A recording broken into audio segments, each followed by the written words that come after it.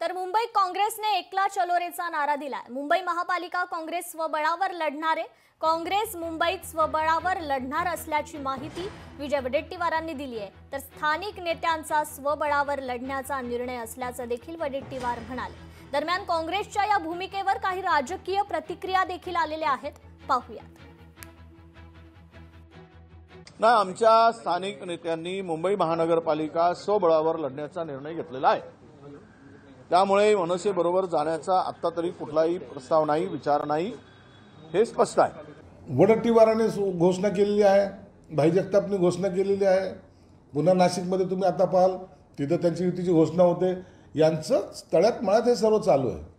सोयीस्कर युती हा त्यांचा सुद्धा निर्णय आहे।